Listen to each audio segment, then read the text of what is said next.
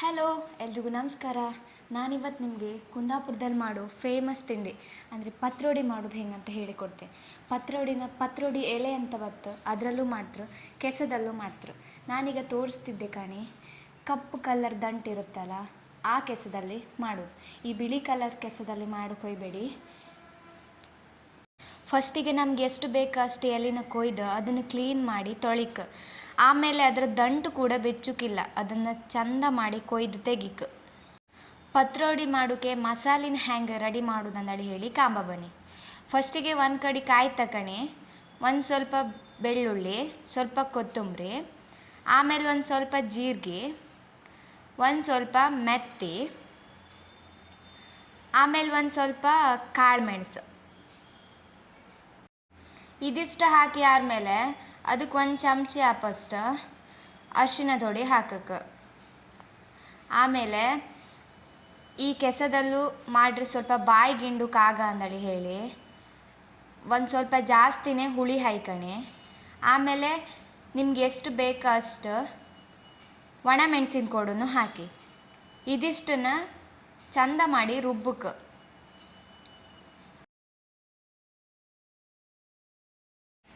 ಇದಿಷ್ಟನ್ನು ಸಪ್ರೇಟಾಗಿ ಕಡಿಕ.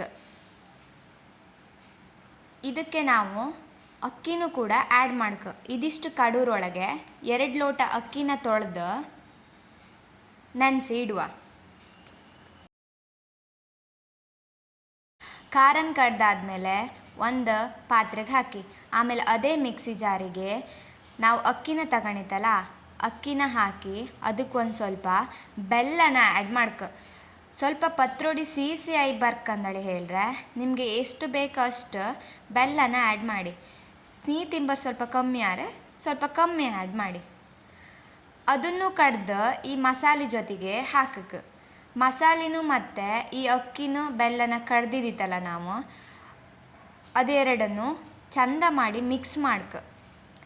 ಅದಕ್ಕೆ ನಾವು ಸ್ವಲ್ಪ ರುಚಿಗೆ ತಕ್ಕಷ್ಟು ಉಪ್ಪನ್ನು ಹಾಕಕ್ಕೆ. ಮಸಾಲೆನೂ ಕಡ್ದಾದ್ಮೇಲೆ ಲಾಸ್ಟ್ ಉಳಿದ ಕೆಲಸ ಒಂದೇ, ಎಲೆಗೆ ಹಚ್ಚೋದು.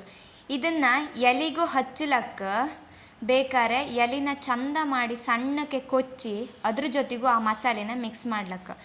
ನಾವು ಒಂದು ಎಲೆ ಮೇಲೆ ಒಂದನ್ನು ಇಟ್ಟು ಚಂದ ಮಾಡಿ ಆ ಮಸಾಲೆ ಎಲ್ಲ ಹಚ್ಚುತ್ತಾ ಬಂದಿತ್ತು. ಆಮೇಲೆ ಅದನ್ನು ರೋಲ್ ಮಾಡ್ತಾ ಬರ್ಕ. ರೋಲ್ ಮಾಡುವತ್ತಿಗೂ ಅದ್ರ ಮೇಲೆಲ್ಲ ಮಸಾಲಿನ ಹಚ್ಚುತ್ತಾ ಬರ್ಕ. ಎಂತಕ್ಕಂದೇಳಿ ಹೇಳ್ರೆ ಆ ಕೆಸದ ಜೊತೆಗೆ ಮಸಾಲೆ ಎಲ್ಲ ಒಳ್ಳೆ ಹಿಡ್ದ್ರೆ ಮಾತ್ರ ಪತ್ರೊಡೆ ಲಾಯ್ಕ್ ಬಪ್ಪುದು. ಒಂದು 5-6 ಎಲೆನ ಇಟ್ಟು ಅದ್ರ ಜೊತೆಗೆ ಹಚ್ಚಿ ಹೀಗೆ ನಾವು ಇಡ್ಲಿ ಮಾಡುತ್ತಲ್ಲ ಇಡ್ಲಿ ಅಟ್ಟದ ಮೇಲೆ ಇಡ್ಕ. ಎಲ್ಲ ಎಲೆಗೂ ಕ್ಲೀನ್ ಮಾಡಿ ಹಚ್ಚಿ ಇಡ್ಲಿ ಅಟ್ಟದ ಮೇಲೆ ಇಟ್ಟು ಅದನ್ನು ಒಲೆ ಮೇಲೆ ಬಿಸಿಗಿಟ್ರೆ ಪತ್ರೊಡೆ ರೆಡಿ ಆಯ್ತು. ಪತ್ರೊಡೆ ಮಾಡೋದು ಹೆಂಗಂತ ಗೊತ್ತಾಯ್ತಲ್ಲ. ಬೇಯಿಸಿ ಆದಮೇಲೆ ಈ ಥರ ಬರುತ್ತೆ. ಇದನ್ನು ಕಟ್ ಮಾಡಿ ಹಾಗೆ ಬೇಕಾದ್ರೆ ತಿನ್ಲಕ್ಕ, ಒಗ್ಗರಣೆ ಹಾಕಿ ಬೇಕಾದ್ರೆ ತಿನ್ಲಕ್ಕ. ಹಾಗೆ ತಿಂದರೂ ಒಳ್ಳೆಯಾಯ್ತು, ಒಗ್ಗರಣೆ ಹಾಕಿ ತಿಂದರೂ ಒಳ್ಳೆಯಾಯ್ತು. ನಾ ಹೇಳಿಕೊಟ್ಟದ್ದು ನಿಮ್ಗೆ ಇಷ್ಟ ಆಯ್ತು ಅಂದ್ಕೊಂಡಿದ್ದೆ. ಇಷ್ಟ ಆದರೆ ಒಂದು ಲೈಕ್ ಮಾಡಿ, ಶೇರ್ ಮಾಡಿ, ಕಮೆಂಟ್ ಮಾಡಿ, ಸಬ್ಸ್ಕ್ರೈಬ್ ಮಾಡೋದು ಮಾತ್ರ ಮರಿಬೇಡಿ.